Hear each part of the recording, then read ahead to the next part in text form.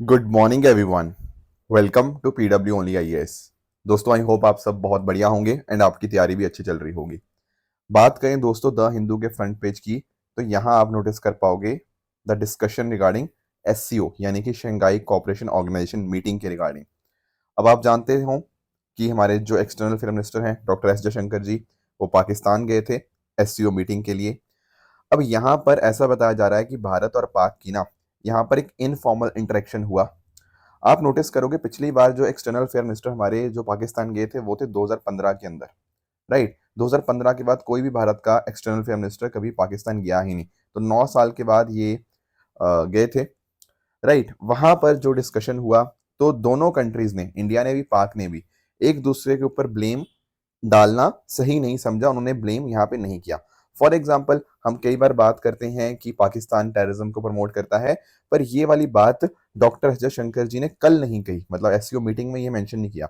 हालांकि उन्होंने ये जरूर मेंशन किया क्रॉस बॉर्डर टेरर का, और साथ ही साथ उन्होंने बाकी जो और इश्यूज हैं आपके पूरे रीजन के अंदर देखने को मिलते हैं, बट उन्होंने कहीं पर भी पाकिस्तान का यहाँ पे जिक्र नहीं किया। तो दोनों कंट्रीज ने अवॉइड किया। जैसे फॉर एग्जाम्पल टेररिज्म, सेपरेशन और सेपरेटिज्म और आपका एक्सट्रीमिज्म, इनकी बात जरूर हुई, पर वो कहीं ना कहीं एससीओ के गोल्स की ही बात कर रहे थे। उसी तरह से पाकिस्तान बहुत बार कश्मीर मुद्दे को उठाता है, पर यहाँ पर आप नोटिस करोगे शंघाई कोऑपरेशन ऑर्गेनाइजेशन की मीटिंग के अंदर कश्मीर का रेफरेंस नहीं आया पाकिस्तान के द्वारा भी। तो दोनों ने एक दूसरे के ऊपर ब्लेम को थोड़ा अवॉइड ही किया है। तो कहीं ना कहीं दिखा रहा है कि शायद कुछ हद तक जो रिश्ते हैं वो इम्प्रूव होते हुए हमें यहाँ पे देखने को मिल सकते हैं, may be in the future. इसके साथ ही आप नोटिस करोगे जो आपका चैंपियंस ट्रॉफी है ना, वो इस बार होगी पाकिस्तान के अंदर, मतलब जो 2025 के अंदर होने वाली है। अभी तक भारत की तरफ से इसमें पार्टिसिपेशन होगा या नहीं होगा, क्या भारत की टीम पाकिस्तान जाएगी नहीं जाएगी, वो अभी बीसीसीआई ने कंफर्म नहीं किया है। राइट, तो वो भी एक पॉइंट बन जाता है। बट क्योंकि आप नोटिस कर पाओगे कि जो मोहसिन नकवी हैं, जो कि चेयरपर्सन है पाकिस्तान क्रिकेट बोर्ड के, वो भी यहाँ पर थे मीटिंग के लिए। ठीक है ना, तो ये बातें आपको यहाँ पे पता होनी चाहिए। दोस्तों, डेट है आज की 17 अक्टूबर 2024 एंड आप सभी का स्वागत है आज के प्रीलिम बूस्टर न्यूज डिस्कशन में। पहला जो हम टॉपिक आज डिस्कस करने जा रहे हैं वो है दरअसल में ग्रीन वॉशिंग के कॉन्टेक्स्ट में। थोड़ा सा हमें समझना होगा कि आखिर ये ग्रीन वॉशिंग वाला मुद्दा होता क्या है। आप इस चीज को अंडरस्टैंड करना, मैं आपको एक एग्जांपल देता हूँ। आप लोगों ने एक कंपनी का नाम सुना होगा, the companies name is Volkswagen. Right, सुना होगा आपने वॉक्सवैगन के बारे में। अब वॉक्सवैगन ने पता क्या किया, वॉक्सवैगन ने अपनी गाड़ियों के अंदर ना एक डिफेक्टेड डिवाइस डाल दी। ओके, पता क्या कर रहे थे वॉक्सवैगन वाले, ये आपको बता रहे थे कि भाई ये देखो, हमारी गाड़ी में ना जो धुआं है, जो एमिशंस है, वो कम करती है। आप लोग भी, अच्छा, आप लोग भी देखा यार, आप लोगों ने नोटिस किया कि यार ये गाड़ी तो कम एमिशन कर रही है, मतलब अगर मैं ये गाड़ी चलाऊंगा उससे कहीं ना कहीं इन्वायरमेंट को उतना नुकसान नहीं होगा जितना बाकी गाड़ियों की वजह से यार इन्वायरमेंट को नुकसान होता है। तो आपने भी एक गाड़ी खरीद ली। क्यों? क्योंकि आप इन्वायरमेंट का ध्यान रखते हो ना, इसलिए आपने गाड़ी खरीदी। पर कल को पता क्या हुआ, फ्यूचर में जाके पता लगा कि इन्होंने जो अपनी डिफेक्टेड डिवाइस डाली थी ना, उस वजह से क्या हो रहा था, आपके सामने गलत डेटा आ रहा था। यानी कि इनकी गाड़ियां पोल्यूशन उतना ही कर रही थी या उससे भी ज्यादा कर रही थी, पर ये डिवाइस की वजह से आपको बस दिखाया गया ऐसा कि भाई यहाँ पे तो पोल्यूशन हो ही नहीं रहा या बहुत कम हो रहा है। तो इन दी एंड आप तो बेवकूफ बन गए। आपने फॉक्सवैगन को पैसा भी दे दिया और आपने सोचा था इन्वायरमेंट के लिए कंट्रीब्यूट करूंगा। इन्होंने तो आपकी इन्वायरमेंट के प्रति जो आपकी रुचि थी ना, उसका मिसयूज किया है। इसी का नाम होता है क्या, इसी को बोला जाता है ग्रीन वॉशिंग। ग्रीन का मतलब कहां से आया, ग्रीन का मतलब इन्वायरमेंट से यहाँ पे आ रहा है। ऐसे बहुत सारे एग्जांपल्स हैं। कई बार कोका कोला के रिगार्डिंग बोला जाता है कि कोका कोला एक्चुअल में अगर हम बात करें ना, दुनिया में लार्जेस्ट कंपनी है जो सबसे ज्यादा प्लास्टिक का जो पोल्यूटर है, biggest polluter of plastic in the world. पर ऐसा ये बहुत बार दिखाते हैं कि हम तो बहुत ज्यादा सस्टेनेबल हैं। इसी तरह से अगर हम बात करें H&M की, H&M ने ना एक बार अपना कलेक्शन लेकर आई थी, इन्वायरमेंट फ्रेंडली कनेक्शन। ठीक है ना, इन्वायरमेंट फ्रेंडली कलेक्शन कि हमारे ये देखो, ये कपड़े बहुत ही इन्वायरमेंट फ्रेंडली हैं। अब लोगों ने भी खूब खरीदे ये कपड़े कि यार बहुत अच्छी बात है, इन्वायरमेंट फ्रेंडली चीजें यहाँ पे हम पहनेंगे। पर बाद में पता लगा ऐसा कुछ है ही नहीं, ये तो सिर्फ एक मार्केटिंग का तरीका था, ज्यादा सेल्स बढ़ाने का एक तरीका था। तो ये सब चीजें क्या है, ये सब चीजें होती है ग्रीन वॉशिंग।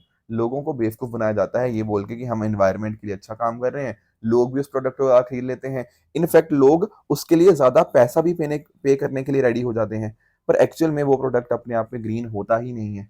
ये सब बातें होती हैं ग्रीन वॉशिंग के कॉन्टेक्स्ट में। समझे इसका मीनिंग? तो ग्रीन वॉशिंग तो समझ गए, एंड यूपीएससी ने इसके रिगार्डिंग सवाल भी पूछ लिया कि ग्रीन वॉशिंग का मीनिंग क्या होता है। पर आजकल ना ग्रीन वॉशिंग के बियॉन्ड भी काफी सारी चीजें आने लगी हैं। जैसे एक टर्म होती है यहाँ पे ब्लू वॉशिंग। आप बोलेंगे ब्लू वॉशिंग क्या है? देखो कई बार ना कुछ कंपनीज या कुछ संस्थाएं अपने आप को यूएन के साथ जोड़ लेती हैं कि यार हम तो यूएन के साथ काम कर रहे हैं, मतलब अपने आप में हम तो बहुत ही एथिकल और बहुत ही इन्वायरमेंट या फिर सोशली रिस्पॉन्सिबल हैं। पर एक्चुअल में होते नहीं है। कुछ काम करना नहीं, बस ऑर्गेनाइजेशन के साथ जुड़ जाना कि हम तो रेड क्रॉस के साथ भाई जुड़े हुए हैं, हम ये XYZ ऑर्गेनाइजेशन के साथ WHO के साथ मिलकर काम कर रहे हैं, पर काम कुछ कर ही नहीं रहे। तो ये होता है ब्लू वॉशिंग। इसी तरह से एक टर्म है पिंक वॉशिंग। पिंक वॉशिंग में क्या होगा? लोग अपने आप को दिखाएंगे या कुछ कंपनी अपने आप को दिखाएंगी कि हम तो LGBTQ जो है उनके राइट्स के लिए हम यहाँ पे काम करते हैं। बस वो दिखा रहे हैं, कर कुछ नहीं रहे ऑन द ग्राउंड, बस दिखा दिया कि भाई हम तो बड़े ही LGBTQ हैं, हम तो बहुत ही प्रोग्रेसिव हैं, हम तो इनके लिए ये कर रहे हैं वो कर रहे हैं, पर करना इन दी एंड कुछ है ही नहीं। तो यहाँ पर पिंक वॉशिंग उसको बोलते हैं। एक वर्ड आता है पर्पल वॉशिंग। कई बार बहुत सारी कंपनीज कहती हैं कि हम तो महिलाओं के लिए हैं, महिलाओं के लिए हम सब कुछ करेंगे, ठीक है, लड़कियों को आगे लेकर आएंगे, पर इन दी एंड कुछ कर ही नहीं रहे, कुछ एक्चुअल में ग्राउंड के ऊपर कुछ वर्क दिख ही नहीं रहा। बस मार्केटिंग कैंपेन में बड़ा बड़ा दिखा देंगे कि महिलाओं के लिए ऐसा है वैसा है, पर कुछ करना ना नहीं करना, उसी को बोलते हैं पर्पल वॉशिंग। इसी तरह से एक टर्म आ गया है ब्राउन वॉशिंग का। ब्राउन वॉशिंग में कंपनीज अपने आप को दिखाती हैं कि हम जो रेशियल डाइवर्सिटी है, रेशियल जस्टिस है, उसको सपोर्ट करती हैं। जैसे for example black life matter को सपोर्ट करती हैं, पर क्या कभी उनको पता भी है इस चीज के बारे में? नहीं पता, और ना ही एक्चुअल में वो उनके लिए कुछ कर रहे हैं। तो इसी का टर्म का नाम है ब्राउन वॉशिंग। समझे इस बात को? तो ये सारी टर्म्स पहली बात तो आपको पता होनी चाहिए। यूपीएससी ने ग्रीन वॉशिंग के रिगार्डिंग ऑलरेडी क्वेश्चन पूछा हुआ है। अब हम इसको डिस्कशन इसलिए कर रहे हैं क्योंकि यहाँ पर ना जो आपकी CCPA है, सेंट्रल कंज्यूमर प्रोटेक्शन अथॉरिटी, उसने गाइडलाइंस दी हैं किस चीज के लिए? Prevention and regulation of green washing and misleading environmental claims. ये कंपनीज इस तरह के जो क्लेम्स करती रहती है ना कि हम इतने इन्वायरमेंट फ्रेंडली हैं, हम तो हमारे प्रोडक्ट इतने इन्वायरमेंट फ्रेंडली हैं, एंड कल को अगर वो गलत ले आए, तो इस तरह से चीज़ों से बचने के लिए, ठीक है, मिसलीडिंग एडवर्टीजमेंट को रेगुलेट करने के लिए CCPI ने यहाँ पे अपने मैंडेट का इस्तेमाल किया है, एंड ये गाइडलाइंस यहाँ पे सामने लेकर आई हैं। तो ये गाइडलाइंस सबके ऊपर एप्लीकेबल रहेंगी, आपके मैन्युफैक्चरर्स, सर्विस प्रोवाइडर, ट्रेडर्स, जहाँ कहीं ना कहीं आप नोटिस कर पाओगे जहां पर भी ऐसी कुछ एडवर्टीजमेंट हमें देखने को मिलती है। इवन आपके एडवर्टीजिंग एजेंसी, एंडोर्सर, उनके लिए भी ये चीज़ें एप्लीकेबल होंगी। अब इन गाइडलाइंस के माध्यम से ना हमारे पास हर चीज की क्लियर डेफिनेशन आ चुकी है कि ग्रीन वॉशिंग क्या होता है, एनवायरमेंट क्लेम्स कैसे होंगे। आपको ना अपने अगर कुछ कोई कंपनी आपसे एनवायरमेंट क्लेम अपना कर रही है ना कि हमारे हम इतने एनवायरमेंट को प्रोटेक्ट कर रहे हैं, राइट, या फिर हमारे प्रोडक्ट इस्तेमाल करोगे तो आप नोटिस करोगे कि इससे इतने वॉट एवर अमाउंट में कार्बन डाइऑक्साइड बच जाएगा। ये क्लेम करने से पहले अब वो सोचेंगी 100 बार कि भाई आप ऐसे तो क्लेम करे जा रहे हो, कुछ एविडेंस है उसके पीछे का, उसको सब्सटेंशिएट करो, और नहीं कर पाओगे तो आपके ऊपर पेनल्टी लगेगी, ठीक है ना। ऊपर से आप कंपनीज बहुत बार बोलती हैं हम इको फ्रेंडली हैं, हमारे products eco friendly, green, sustainable हैं, और बिना कोई डेटा के, बिना कोई बात के बस ऐसे बोल देते हैं ताकि लोगों के दिमाग में ये डाल दे कि हम तो बहुत ही बढ़िया हैं, राइट। अब ये आप नहीं कर पाओगे एज पर CCPA गाइडलाइंस। इसके अलावा आप अपना पूरा पूरा डिटेल्स दो, ठीक है ना, कि किस तरह से आपका पैकेजिंग हो गया, किस तरह से बाकी मैन्युफैक्चरिंग प्रोसेस होता है, एंड प्रॉपर सर्टिफिकेशन होना चाहिए अगर आप ऐसा कुछ टर्म इस्तेमाल करने की कोशिश कर रहे हो। यानी कि ग्रीन वॉशिंग अब आने वाले समय के अंदर थोड़ा मुश्किल हो जाएगा, ताकि कंपनीज एक तरह से लोगों को बेवकूफ ना बना पाए। अब थोड़ा सा हमें CCPA के बारे में पता होना चाहिए। देखो दरअसल में ना एक एक्ट था COPRA। ये एक्चुअल में बहुत ही पुराना एक्ट है, 1986 का आपको एक्ट देखने को मिल जाएगा। बाद में इसको अमेंड किया गया 2019 के अंदर, कंज्यूमर प्रोटेक्शन एक्ट 2019। ये इसीलिए अमेंड किया गया ताकि जो नई सिचुएशंस हैं, नई रियलिटीज हैं, उनको यहाँ पे हम नई रियलिटीज को मतलब आज आज के टाइम्स को हम यहाँ पे प्रॉपरली दर्शा पाए। तो इसकी वजह से एक्ट आया 2019 के अंदर। हमारा ई कॉमर्स जैसे 1986 में कुछ नहीं होता था, पर 2019 में तो था, तो इसीलिए ई कॉमर्स को भी ऐड किया गया। उसी तरह से 2020 के अंदर ना, मतलब इसी एक्ट के माध्यम से एक अथॉरिटी बनती है CCPA, central consumer protection authority. ये इसीलिए बनाई जाती है ताकि जो कंज्यूमर्स के हक है ना, उनके राइट्स हैं, उनको हम प्रोटेक्ट कर पाएं, अनफेयर ट्रेड प्रैक्टिसेस को हम खत्म कर पाएं, फॉल्स एंड मिसलीडिंग एडवर्टीजमेंट के ऊपर हम क्रैक डाउन कर पाए। उसीलिए यहाँ पर इस अथॉरिटी का फॉर्मेशन होता है। अब ध्यान रखने वाली बात यह है कि ये जो आपका CCPA है, it comes under ministry of consumer affair, food and public distribution. यहाँ पर एक चीफ कमिश्नर होते हैं, एंड साथ साथ दो और कमिश्नर्स आपको इसके मेंबर्स देखने को मिल जाएंगे। ये जो दो कमिश्नर्स है ना, इनमें से तो एक जो कमिश्नर होगा वो गुड्स के साथ डील करेगा, एंड एक जो कमिश्नर होगा वो सर्विसेज के मैटर को यहाँ पे डील करता है। बाकी इसके पास पावर यही होती है कि ये सुमोटो एक्शंस ले सकता है, प्रोडक्ट्स को रिकॉल किया जा सकता है, लाइसेंस कैंसिल किए जा सकते हैं, कुछ भी अगर कुछ ने कुछ गड़बड़ एडवर्टीजमेंट वगैरह दी है, एंड कई बार रीइंबर्समेंट वगैरह भी यहाँ पे दी जाती है। तो ये सारे इसके आपको पावर्स आपको देखने को मिल जाएंगे। लास्टली एक इन्वेस्टिगेशन विंग होता है जिसको कोई डायरेक्टर जनरल यहाँ पे हेड करते हैं। जो भी इंक्वायरीज वगैरह होती हैं, इन्वेस्टिगेशन करनी होती है, उनको यहाँ पे ये इन्वेस्टिगेशन यहाँ पे करते हैं। तो काफी डिटेल के अंदर हमने ये आर्टिकल डिस्कस किया, बट क्योंकि देखो यूपीएससी ने क्वेश्चन पूछा हुआ था तो डिटेल में बनता भी था थोड़ा डिस्कस करना, तो पूरा हमने हर एक एस्पेक्ट को यहाँ पे कवर कर लिया है। आगे आते हैं अगले टॉपिक की तरफ, that is Nile river basin cooperative framework agreement. थोड़ा सा मैं आपको ना नाइल रिवर के बारे में एक्सप्लेन कर देता हूँ। अब यहाँ पर आप नोटिस कर पाओगे नाइल रिवर को, एक्चुअल में क्या है ना, यहाँ पर आप नोटिस करो, ये है आपका लेक विक्टोरिया। कुछ दिन पहले ही मैंने आप लोगों को ना लेक विक्टोरिया के बारे में डिस्कशन मैंने किया भी था, राइट। यहाँ पर आप नोटिस कर पाओगे, यहाँ पे आपका तंजानिया, यहाँ कीनिया और यहाँ पे आपको युगांडा देखने को मिल जाएगा। अब यहाँ से लेक विक्टोरिया से आपकी व्हाइट नाइल रिवर ओरिजिनेट होती है, जो मैं यहाँ पे बना भी रहा हूँ, ठीक है। फिर अकॉर्डिंगली यहाँ पर आप नोटिस कर पाओगे ये लेक ताना जो कि इथियोपिया के अंदर है, वहां से ओरिजिनेट होती है ब्लू नाइल। जब ये दोनों मिल जाती है ना, फिर ये अकॉर्डिंगली ये रही आपकी Nile river, right. And lastly ये मेडिटेरियन सी के अंदर यहाँ पे एम्प्टी हो जाती है। ये कुछ बातें थी जो आपको पता होनी चाहिए, राइट। अब आप नोटिस करोगे, जब हमने सूडान का जिक्र किया था तो हमने खार्तूम पढ़ा था, वहां पे हमने देखा था कि कैसे ब्लू नाइल और व्हाइट नाइल रिवर यहाँ पे मिलती है। और नाइल के बारे में आप जानते ही होंगे कि ये दुनिया की सबसे लॉन्गेस्ट रिवर आपको यहाँ पे देखने को मिल जाती है। एंड इस पर्टिकुलर रिवर को फादर ऑफ अफ्रीकन रिवर्स भी कहा जाता है, ठीक है। इसकी आप लेंथ देख सकते हो, यहाँ पे 6,695 किलोमीटर के आसपास की इसकी लेंथ देखने को मिल जाएगी। एंड 2 ट्रिब्यूटरीज तो मैंने आपको यहाँ पे इसकी बता ही दी। ये बातें चलो सर हमें पता है। अब यहाँ पर ना होता पता क्या है, जैसे आप नोटिस करोगे इजिप्ट हो गया, ठीक है ना, और आपका सूडान वाला कंट्री हो गया। यहाँ पर आप नोटिस कर पाओगे बहुत सारी कंट्रीज के होने के बाद यहाँ पे पानी पहुंचेगा ना, बिल्कुल सही बात है। तो इस वजह से ना कि कैसे नाइल रिवर का पानी शेयर किया जाए, यहाँ पर जो बहुत सारे हमारे पास अग्रीमेंट्स थे, जैसे फॉर एग्जांपल 1929 और 1959 में हमारे सामने अग्रीमेंट्स थे। 1929 का जो एग्रीमेंट हुआ था वो इजिप्ट और यूके के बीच में हुआ था, जिसके माध्यम से ना इजिप्ट को पावर मिली थी कि अगर मान लो कोई भी अपस्ट्रीम वाटर प्रोजेक्ट है, ठीक है, उसके ऊपर वो वीटो कर पाएगा। यानी कि इजिप्ट को भी एक तरह से पानी पहुंचे ना, उसको इंश्योर किया गया 1929 के एग्रीमेंट के अंदर। तो बहुत सारी कंट्रीज को लगता था यार ये तो इजिप्ट के बहुत ज्यादा फेवर के अंदर हो गया। उसी तरह से एक 1959 का एग्रीमेंट था, जिसके माध्यम से आप नोटिस करोगे कि जो भी इजिप्ट और सूडान के बीच का पानी है ना, उसमें 75% पानी इजिप्ट को जाएगा, 25% आपका सूडान को जाएगा। तो ये भी एक एग्रीमेंट था। तो ऐसा देखा गया कि यार कि बाकी और कंट्रीज को ना उतना प्रॉपर चीजें मिल नहीं रही थी, एंड कहीं ना कहीं इजिप्ट और सूडान को ज्यादा मिल रहा था।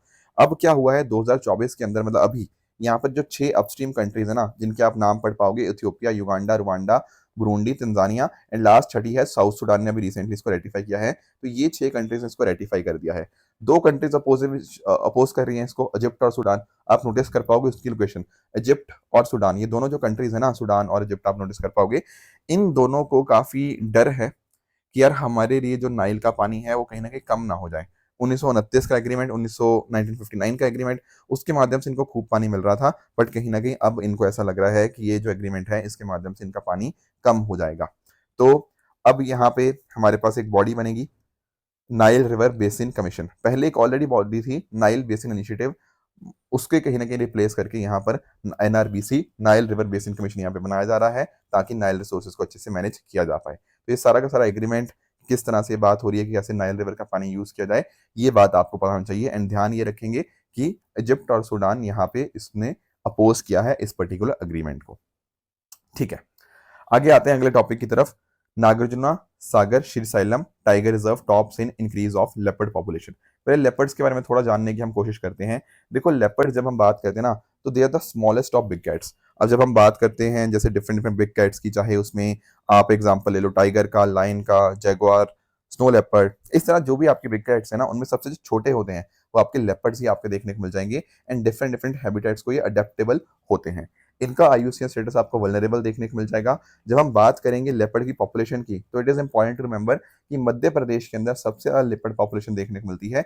सेकंड नंबर के ऊपर आपको जो महाराष्ट्र हो गया, थर्ड पे आपको ये कर्नाटका हो गया। 3 आपको स्टेट्स टॉप 3 पता होने चाहिए। बाकी आप नोटिस करोगे ये नॉक्टर्नल होते हैं, यानी कि रात के समय ज्यादा एक्टिव होते हैं। एंड कहीं ना कहीं जो छोटे हर्बीवोर जैसे चीतल, वाइल्ड वोर, उनके ऊपर यहाँ पे प्रे करते हैं। बाकी ये अफ्रीका से लेकर एशिया में डिफरेंट डिफरेंट जगह मिलते हैं, इंक्लूडिंग द इंडियन सब कॉन्टिनेंट, जैसे हमने समझा भी है। WPA के अंदर, sorry, Indian wild life act के अंदर आपका ये शेड्यूल 1 के अंदर आपको देखने को मिल जाएंगे। अब जब हम बात करते हैं ना, अभी जो रिसेंटली एक रिपोर्ट निकाली गई, एक सर्वे हुआ बेसिकली, एनवी स्टैट्स इंडिया 2024 रिपोर्ट। देखो दो वर्ड्स हैं, एनवी, एनवी एनवायरनमेंट के साथ है और स्टैट्स आपका स्टैटिस्टिक्स के साथ है। तो थोड़ा सा आपको ध्यान ये रखना होगा कि ये जो आपकी रिपोर्ट निकाली गई ना, ये दरअसल में आपकी जो स्टैट्स वाली मिनिस्ट्री है, कौन सी है वो, mostly ministry, ministry of statistic and programme implementation, उन्होंने यहाँ पर ये रिपोर्ट को रिलीज किया है। एंड उस रिपोर्ट में उन्होंने ये पाया कि भारत के अंदर लगभग 13,874 लेपर्ड्स देखने को मिल जाएंगे। जैसा मैंने बताया भी आपको कि मध्य प्रदेश के अंदर हाईएस्ट है, महाराष्ट्र के अंदर सेकंड नंबर पे, एंड थर्ड नंबर आपका कर्नाटका के अंदर देखने को मिल जाएगा। अब अगर हम बात करें कि कौन सा ऐसा टाइगर रिजर्व है जहां पर सबसे ज्यादा पॉपुलेशन लेपर्ड की देखने को मिलती है, that is none other than Nagarjuna Sagar Srisailam tiger reserve. ठीक है, आंध्र प्रदेश के अंदर लगभग 569 लेपर्ड्स हैं, जिनमें से आप नोटिस कर पाओगे ये जो मैं टाइगर रिजर्व की बात कर रहा था, नागार्जुना सागर श्रीशैलम, इसी के अंदर आपको लगभग 360 देखने को मिल जाएंगे। तो ये थोड़ा सा हमें इसके बारे में पता होना चाहिए, एनएसटीआर के बारे में। एनएसटीआर का आप नोटिस करोगे लोकेशन, तो आप नोटिस करो कि जब हम आते हैं आंध्र प्रदेश के अंदर, तो आंध्र प्रदेश में आपको ये एनएसटीआर देखने को मिल जाएगा। इंपॉर्टेंट बात पता क्या है, ये इंडिया का लार्जेस्ट टाइगर रिजर्व है with the most extensive critical tiger habitat area with more than 80 tigers. तो टाइगर्स भी अच्छे खासे देखने को मिल जाएंगे। इनफैक्ट ना यूपीएससी ने, आई थिंक अगर मैं गलत नहीं हूं, तो 2020 के अंदर एग्जैक्ट यही स्टेटमेंट पूछा था कि इंडिया का largest tiger reserve with the most extensive critical tiger habitat area वाला कौन सा आपका टाइगर रिजर्व है, तो उसका आंसर था एनएसटीआर। तो ये आपको आंध्र प्रदेश के नलामला हिल्स के अंदर आपको देखने को मिल जाता है। बाकी कुछ एरिया इसका आंध्र प्रदेश के अंदर है, कुछ एरिया आपको तेलंगाना में भी आपको इसका देखने को मिल जाएगा। यहाँ पर आप पिक्चर में भी नोटिस कर पाओगे, जो इसका जो नाम पड़ा है ना, वो यहाँ पर दो डैम्स, श्रीशैलम डैम हो गया एंड नागार्जुना सागर, ठीक है, उनके ऊपर यहाँ पे इसका नाम आपको देखने को मिल जाएगा। बाकी इसी पर्टिकुलर टाइगर रिजर्व के अंदर Rajiv Gandhi wild life sanctuary and साथ ही साथ Gundla Brahmeshwar wild life sanctuary आपको देखने को मिल जाती है। जो कृष्णा रिवर है वो इसी रिजर्व से पास करती है। एंड बाकी मैंने फोना की तो बात आपको बताई थी, उसी तरह से अलग अलग प्रे को भी यहाँ पे ये, जैसे सांबा, चीतल, वाइल्ड बोर, वो प्रे स्पीशीज आपको देखने को मिल जाती हैं। एंड साथ ही साथ ट्रॉपिकल डाइट डिसिडस फॉरेस्ट आपका ईस्टर्न घाट्स वाले रीजन में है ना, इसलिए। एंड साथ ही साथ आप बैम्बू एंड ग्रास यहाँ पे देख पाओगे। लास्टली एक चीज आपको लेपर्ड और टाइगर्स या बाकी लॉयंस के बीच में पता होनी चाहिए कि यहाँ पर आप नोटिस करोगे ना, जब लेपर्ड के फुटप्रिंट्स को मेजर किया जाता है तो उनका लेपर्ड का फुटप्रिंट 7 से 8 सेंटीमीटर का आता है, और आपके जो टाइगर का फुटप्रिंट आता है वो उससे लगभग डबल हमें देखने को मिल जाएगा। तो ये जो आपका मोस्टली के द्वारा सर्वे करवाया गया, वहां पर फुटप्रिंट्स को एनालाइज किया गया, ये देखने के लिए कि कितने लेपर्ड्स हैं। एंड प्लस मेल और फीमेल लेपर्ड्स को हम यहाँ पे थोड़ा अलग तरह से एनालाइज करते हैं, क्योंकि जो मेल के फुटप्रिंट होते हैं वो स्क्वायर शेप के होते हैं, वेरस फीमेल के जो फुटप्रिंट होते हैं वो थोड़े रेक्टेंगुलर शेप के देखने को मिल जाएंगे। तो ये सारे पॉइंटर्स थे जो हमें इस रिपोर्ट के बारे में और एनएसटीआर के बारे में जानने थे। अगला टॉपिक दोस्तों हमारा है एनओटीपी स्कीम के बारे में, नेशनल ऑर्गन ट्रांसप्लांट प्रोग्राम। इसको थोड़ा समझते हैं। देखो हमारे पास एक मिनिस्ट्री है, ministry of health and family welfare, तो वही यहाँ पे नोडल मिनिस्ट्री आपको इसके कॉरेस्पॉन्डिंग देखने को मिल जाएगी।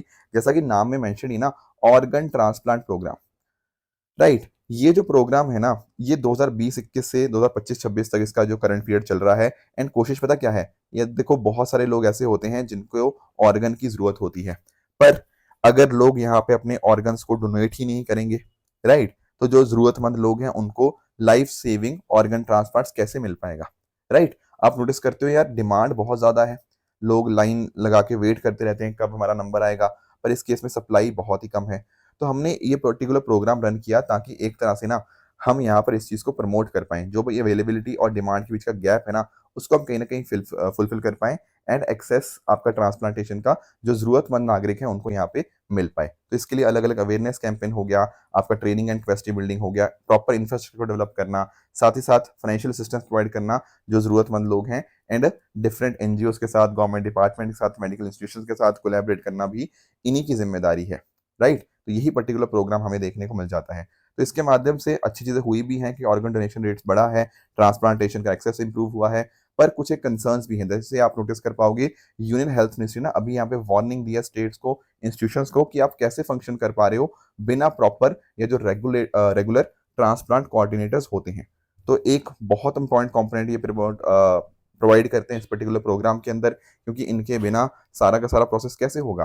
तो यहाँ पर union ministry of health and family welfare ने यहाँ पे अलग अलग स्टेट्स को एक तरह से बोला है कि आप जल्दी से जल्दी ट्रांसप्लांट कोऑर्डिनेटर्स को यहाँ पे अपॉइंट कीजिए रेगुलर को, ताकि ये जो प्रोग्राम है और अच्छे से हम यहाँ पे रन कर पाए। ध्यान क्या रखना है, it comes under ministry of health and family welfare. अगला दोस्तों हमारा टॉपिक है डिप्थीरिया के रिगार्डिंग। देखो पिछले अगर एक महीने की बात करें ना, तो लगभग 7 बच्चे डिप्थीरिया की वजह से हमें उनकी डेथ देखने को मिल गई है राजस्थान के इस रीजन के अंदर। तो WHO की टीम भी यहाँ पे पहुंची है। थोड़ा सा हमें डिप्थीरिया के बारे में पता होना चाहिए। सबसे इंपॉर्टेंट जो चीज इसके रिगार्डिंग हमें पता होनी चाहिए कि ये एक अपने आप में क्या है, this is a bacterial disease. यहाँ पर आप नोटिस करोगे कॉर्निबैक्टीरियम डिप्थीरिया, इसकी वजह से यहाँ पर ये बैक्टीरियल इन्फेक्शन कॉज होता हुआ देखने को मिल जाएगा। ये जो बैक्टीरिया है ना, आपके अपर रेस्पिरेटरी ट्रैक्ट, आपके हार्ट, आपके नर्व्स, उनको मेजरली इफेक्ट करता है।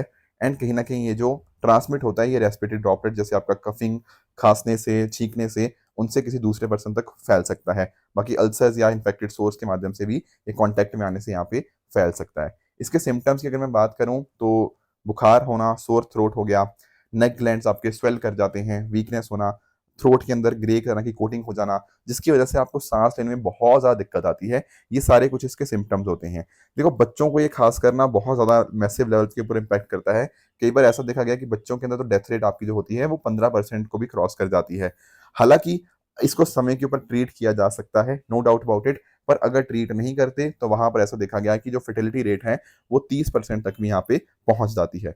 एंड आप लोगों ने ना बहुत ही फेमस वैक्सीन के बारे में सुना होगा, डीपीटी, डीपीटी भी बोलते हैं या फिर डीटीपी भी बोलते हैं इनको, डिप्थीरिया, पर्टूसिस एंड टेटनस। ठीक है, ये जो डिप्थीरिया भी इनमें से ही तीनों में से एक है, तो इनके लिए कॉमन एक वैक्सीनेशन होती है डीपीटी वैक्सीन। ठीक है, तो डिप्थीरिया को प्रिवेंट किया जा सकता है इस वैक्सीन को यूज करके। तो 6 डोज ऑफ वैक्सीन यहाँ पे लगती हैं इन्फेंसी से लेकर एडोलसेंस के बीच में। ठीक है, मुझे पर्सनली भी लगी हुई हैं, तो लॉन्ग टर्म प्रोटेक्शन यहाँ पे इससे मिल जाती है। बाकी आप नोटिस कर पाओगे कि जिन लोगों ने वैक्सीन नहीं लगाई, ठीक है ना, तो उस केस में यहाँ पर हमें नोटिस करने को मिलता है कि वहाँ पर डिप्थीरिया के आउटब्रेक हमें ज़्यादा देखने को मिलते हैं। तो वैक्सीन तो है ही है, बट उसके साथ ही साथ ट्रीटमेंट भी है हमारे पास अवेलेबल, एंटीटॉक्सिन और एंटीबायोटिक्स के माध्यम से। एंटीबायोटिक यूज करने से कहीं ना कहीं बैक्टीरिया और आगे ग्रो नहीं करेगा, एंड एंटीटॉक्सिन के माध्यम से जो भी अनबाउंड टॉक्सिन है ना, उनको हम न्यूट्रलाइज या खत्म करने की कोशिश एक तरह से करते हैं। बाकी आप नोटिस कर पाओगे यहाँ पर आपका जो एयरवे ऑब्स्ट्रक्शन है और आपका मायोकार्डाइटिस है। मायोकार्डाइटिस का मीनिंग होता है जब आपका हार्ट मसल, जिससे आपका इन्फ्लेमेशन होता है, ऐसी कंडीशन को बोला जाता है। तो उसको हम ट्रीट करने की कोशिश करते हैं ताकि और कॉम्प्लिकेशन ना हो, एंड प्रॉपर वैक्सीनेशन या एंटीबायोटिक्स के माध्यम से मतलब जो उनके क्लोज कॉन्टैक्ट होते हैं ना, उनको भी एंटीबायोटिक या वैक्सीनेशन दी जाती है। क्योंकि मैंने बताया ना, एक इंसान से दूसरे इंसान तक ये फैल सकता है। तो अगर एक इंसान तक फैल गया, हम नहीं चाहेंगे कि उसके परिवारजनों को या फिर और उसके दोस्तों को ये चीज़ फैले। तो इनको तो हम प्रॉपर एंटीबायोटिक्स या फिर वैक्सीनेशन डेफिनेटली दे ही सकते हैं। तो ये भी ट्रीटमेंट आपको यहाँ पे पता होना चाहिए। तो दोस्तों ये थी आज की डिस्कशन। अब चल लेते हैं अपने एमसीक्यूज की तरफ। पहला क्वेश्चन मैंने आपसे पूछ रहा हूँ, आसान क्वेश्चन है, ठीक है ना, यूपीएससी ने ऑलरेडी पूछा हुआ है, तो इसका आंसर आप मुझे कमेंट में बताओगे। ये आपका क्वेश्चन नंबर 1। क्वेश्चन नंबर 2 आपके सामने है, थोड़ा लंबा क्वेश्चन है, अग्नि मिसाइल के बारे में। पॉज कीजिए वीडियो एंड मुझे फिर कमेंट में इसका आंसर बताइए। तीसरा क्वेश्चन आपके सामने with regards to NV property, आसान क्वेश्चन है ये भी, ठीक है, इसको भी आप आंसर डेफिनेटली कर सकते हो। कल मैंने आपको एक होमवर्क दिया था कि कौन सी स्टेट इंडिया के अंदर ऐसी है जहां पर ये सारी कंडीशन देखने को मिलती है। देखो कल हमने एक ना सॉइल्स के ऊपर एक और क्वेश्चन किया था, आप लोगों को याद होगा, हम लेटरेट सॉइल की डिस्कशन कर रहे थे। अगर वो मैप आपने ढंग से देखा होता तो ये क्वेश्चन भी आप कर लेते। कैसे सर? अरे यहाँ पर आप नोटिस करो, जब मैं बात करता हूँ गुजरात स्टेट की, तो गुजरात स्टेट में क्या आपको कुछ एक ऐसा हिस्सा है जो आपको उसका आपका नॉर्दर्न हिस्सा स्पेशली बात करूँ, जो एरिड देखने को मिलता है या सेमी एरिड है? आंसर इज यस, गुजरात के अंदर बिल्कुल चीज है। और आप नोटिस करोगे कि गुजरात के अंदर आपको कॉटन वाले हिस्से भी देखने को मिल जाएंगे, जहां पर जो सेंट्रल हिस्सा है वहां पर कॉटन प्रोड्यूस होता है। और यही 2 पॉइंटर्स अगर आपको पता होते, आप दोनों स्टेटमेंट से ही आप बता पाते कि यहाँ बात हो रही है दरअसल में गुजरात की। एंड साथ साथ अगर हम बात करें तो कैश क्रॉप्स का कल्टीवेशन ज्यादा होता है as compare to food crops. तो answer will be right, that is option B, Gujarat. Right, आगे आते हैं हम अपने अगले क्वेश्चन की तरफ। यहाँ पर आप नोटिस कर पाओगे जजेस के अपॉइंटमेंट के बारे में क्वेश्चन पूछा हुआ है। देखो काफी बच्चों को इस पर्टिकुलर क्वेश्चन के रिगार्डिंग ना काफी कंफ्यूजन रहती है अक्सर, तो मैं थोड़ा सा ना टाइम लेके आपको एक्सप्लेन कर ही देता हूँ कि आखिर ये मुद्दा क्या होता है। देखो आप नोटिस, पहली बात तो ये समझो कि जो कोलिजियम वर्ड है ना, वो संविधान के अंदर कहीं भी मेंशन नहीं है। Very very important point. तो आप बोलोगे सर ये कोलिजियम सिस्टम आया कैसे?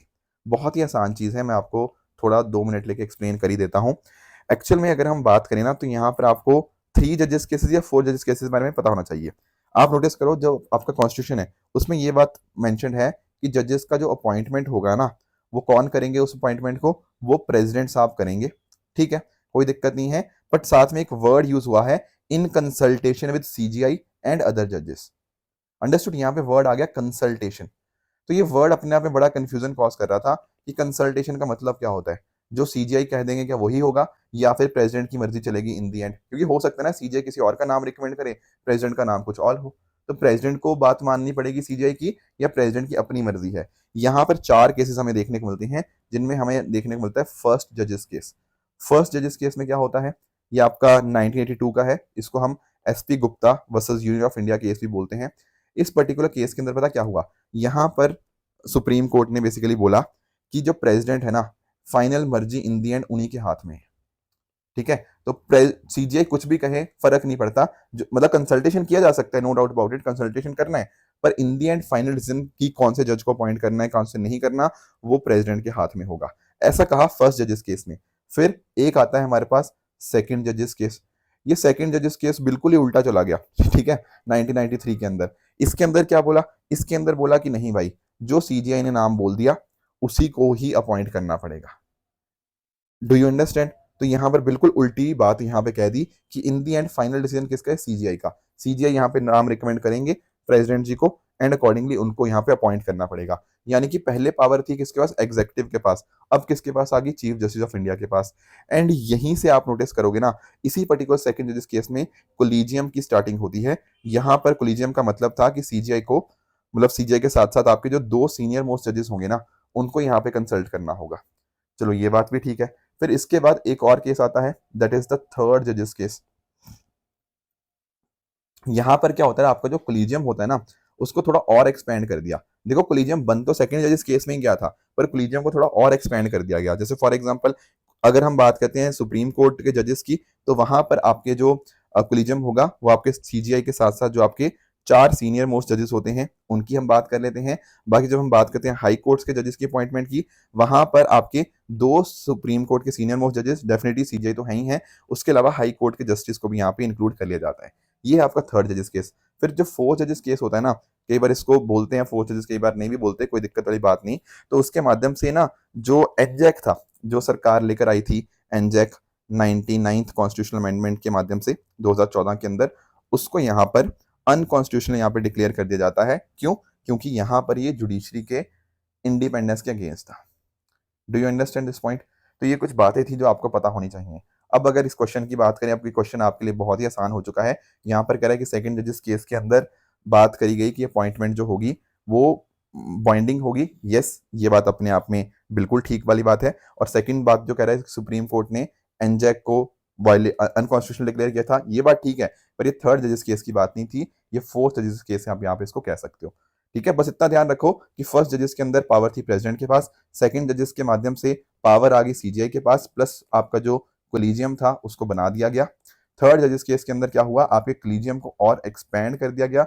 एंड फोर्थ जजेस केस में आपका जो एनजैक है उसको हटा दिया गया, मतलब उसको अनकॉन्स्टिट्यूशनल डिक्लेयर कर दिया गया। तो आंसर इसका बनेगा ऑप्शन नंबर ए, 1 ओनली। इसके अलावा और क्या था, एक और क्वेश्चन मैंने दिया था आपको, that was with regards to कि यूनेस्को की representative list of intangible culture heritage के अंदर कौन कौन सी चीजें आती हैं। देखो यहाँ पर ना आपके सामने पूरी मैंने लिस्ट दे दी है। अब इसको आप क्या करोगे, देखो हर साल क्या होता है ना, यूनेस्को के ऊपर एक सवाल आता ही आता है। 2024 में तो 2 सवाल यूनेस्को के ऊपर आए थे। तो चाहे वो टेंजिबल हो, चाहे वो इनटेंजिबल हो, या यूनेस्को के रिगार्डिंग और जो चीजें होती है ना कल्चर के कॉन्टेक्स्ट में, वो आपको पता होनी चाहिए। ठीक है, इसमें बहुत ज्यादा मेरी तरफ से एक्सप्लेन करने का नहीं है। These are something that you need to remember. जैसे फॉर एग्जाम्पल कुटियट्टम आपको संस्कृत थिएटर देखने को मिलेगा केरला का। वैदिक चैंटिंग, ये भी अपने आप में हमारे इंटेंजिबल कल्चर हेरिटेज का पार्ट है। रामलीला का परफॉर्मेंस होता है ना, तो वो भी आपका पार्ट है। इसके अलावा रम्मान जो हो गया आपका, जो उत्तराखंड के गढ़वाल हिमालयाज हैं, ठीक है, भंडारी कम्युनिटी इनको परफॉर्म करती है। छाऊ डांस हो गया, ठीक है, कलबेलिया फोक डांस हो गया एंड डांसेस ऑफ राजस्थान। ये सारे आप, मुदियट्टू हो गया, ठीक है, ये भी केरला का ही है। उसके अलावा बुद्धिस्ट चैंटिंग हो गया लद्दाख की, राइट। इस संकीर्तना हो गया मणिपुर का, इसके ऊपर तो यूपीएससी ने क्वेश्चन भी पूछा हुआ है। Traditional brass and copper craft हो गया, ये पंजाब से आपको बिलोंग करते हैं, जो आपके यूटेंसिल्स को बनाते हैं ठंडियाला गुरु के, ठीक है, जंडियाला गुरु के, सॉरी। इसके अलावा नवरोज हो गया, ठीक है, पारसी फेस्टिवल हो गया, योगा हो गया, कुंभ मेला हो गया, दुर्गा पूजा कोलकाता, और इसके ऊपर तो यूपीएससी ने गरबा ऑफ गुजरात का क्वेश्चन भी पूछा था। तो ये कुछ पॉइंटर्स थे जो आपको याद होने चाहिए थोड़ा थोड़ा इनके बारे में ब्रीफ डिटेल्स भी आपको इनकी पता होनी चाहिए डेफिनेटली। तो कोई क्वेश्चन इसके ऊपर आएगा तो वहां भी आपको इसको अच्छे से अटेम्प्ट कर पाओगे। ठीक है दोस्तों, तो अब बात कर लेते हैं अपने ट्रू फॉल्स के स्टेटमेंट्स की। यहाँ पर 5 स्टेटमेंट्स हैं, इनको पढ़िए, इनका मीनिंग आप मुझे बताओ इनमें से कौन सा ठीक है कौन सा गलत है। कल मैंने आपको एक होमवर्क दिया था, एक है ITU के बारे में।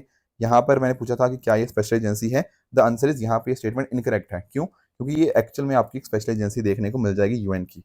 दोस्तों बात करें जुपिटर की, तो जुपिटर की वहां पे बात करें कि फास्टेस्ट स्टेशन है, बिल्कुल ठीक बात है। देखो किसी बच्चे ने कमेंट किया था कि सर जुपिटर के ज्यादा मून है।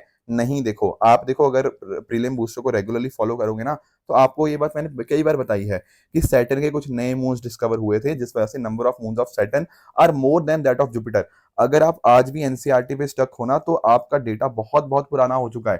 ठीक है, उसके बाद 2-3 बार अपडेशन आ चुकी हैं, कभी जुपिटर के नए मून मिलते हैं, कभी सैटर्न के मिलते हैं। बट आज के समय अगर आप नोटिस करोगे, Saturn has more number of moons as compare to Jupiter. ये बात प्लीज आप नोट कर लीजिए। IPU की बात करूं तो यहाँ पर इसके हेडक्वार्टर आपको जिनेवा स्विट्जरलैंड में देखने को मिलते हैं, तो ये स्टेटमेंट आपका इनकरेक्ट हो जाएगा। अल्जीरिया की बात करें तो अफ्रीका की लार्जेस्ट कंट्री है and 10th largest country in the world, this is also correct. And बात करें लास्ट स्टेटमेंट की, होलसेल प्राइस इंडेक्स, तो इसको जो DPIIT है, ministry of commerce and industry के अंतर्गत, वो यहाँ पे इसको कंपाइल करता है, तो ये स्टेटमेंट भी आपका इनकरेक्ट हो जाएगा। दोस्तों ये थी आज की डिस्कशन। इसी तरह से आप भी अपने एंड पे हार्ड वर्क करते रहिए। Thank you so much for joining. All the very best.